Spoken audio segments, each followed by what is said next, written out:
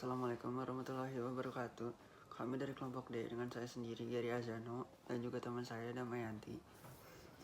Kami akan mempresentasikan materi terkait asas tetap sumber daya alam dari mata kuliah akuntansi dasar 2 dengan dosen pengampu Ibu Syurmita.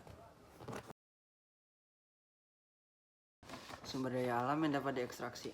IFRS mendefinisikan industri ekstraktif sebagai usaha yang terlibat dalam menemukan dan menghapus sumber daya alam yang terdapat di dalam atau di dekat kerak bumi. Sumber daya alam dibagi menjadi dua. Sumber daya alam yang dapat diperbarui seperti tanaman dari hasil perkebunan dan juga peternakan, dan sumber daya alam yang tidak dapat diperbarui seperti minyak bumi, batu bara, dan gas mineral.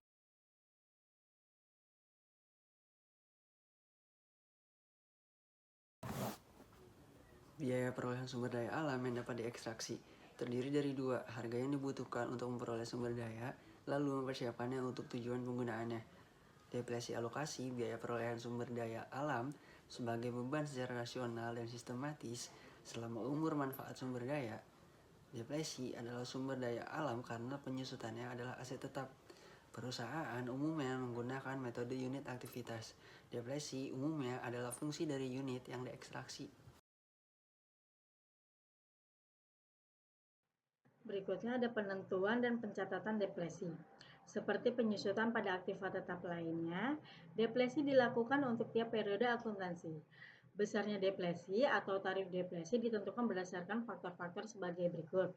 Harga perolehan aktiva tetap sumber daya alam, taksiran barang tambang yang dapat dieksploitasi, taksiran nilai residu dari tanah tempat barang tambang telah habis. Adapun rumus dari depresi sebagai berikut. Harga perolehan aktiva tetap sumber daya alam dikurangi nilai residu tanah dibagi taksiran jumlah satuan barang tambang yang terkandung.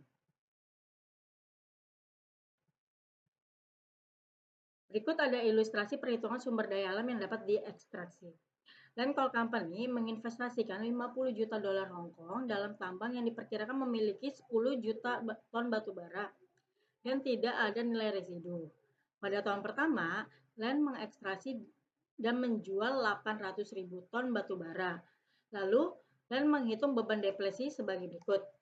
50 juta dolar Hong Kong dibagi 10 juta dolar Hong Kong sama dengan 5 dolar Hong Kong biaya depresi per tonnya.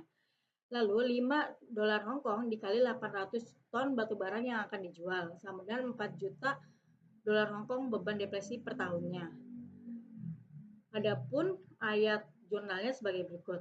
Beban depresi 4 juta di debit, akumulasi depresi 4 juta di kredit. Berikut penyajian laporan akumulasi depresi. Terdapat pada ilustrasi 9 strip 23 di buku Wegan Kieso. Berikut laporan posisi keuangannya. Ada tambang batu bara sebesar 50 juta dolar Hong Kong yang tadi dikurangi akumulasi depresi 4 juta sama dengan 46 juta dolar Hong Kong. Sumber daya alam yang dapat diekstraksi dan tidak terjual dilaporkan sebagai persediaan di bagian aset lancar. Adapun 46 juta tadi itu masuk ke dalam persediaan di bagian aset lancar. Sekian presentasi dari kami, kurang lebihnya mohon maaf apabila ada yang salah atau yang ada yang kurang. Terima kasih.